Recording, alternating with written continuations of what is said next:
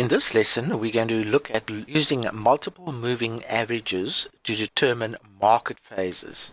This is where the multiple moving averages are so good, in that it makes it so easy for you to see the market phases. On the screen, we have a number of market phases marked out, and I'll go through them one by one.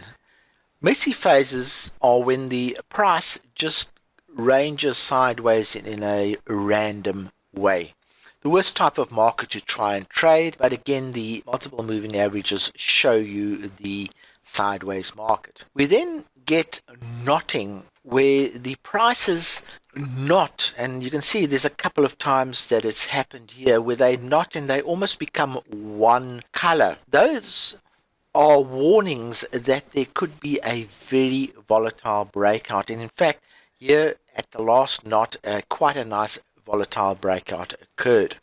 So we're always looking for knots when trading the multiple moving average systems, because we know that there's a good chance of a volatile breakout from those knots. And when that happens, the market goes into a trending phase. We call this the waterfall, although it's actually the water's going in the wrong direction in this particular case. After trend, the market will either reverse or consolidate.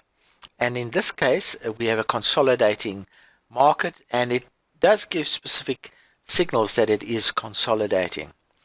After consolidation, the market can either reverse or continue. In this particular case, we're getting a very clear multiple moving average signal that there is a trend continuation. These specific signals will be covered in future lectures. Then here's another example of a trend continuation signal. Very often a trend can also reverse quite sharply, and here we see an example of the multiple moving averages giving us a strong reversal signal. And most importantly, we want to know when the trend ends, and here we have a clear end of trend signal. These will become clearer as we work our way through the course, but the advantage of knowing these phases and seeing them very quickly is amazing when you're using 12 or 16 currencies to trade. Within 30 seconds you can see the phase of each currency and determine its tradability.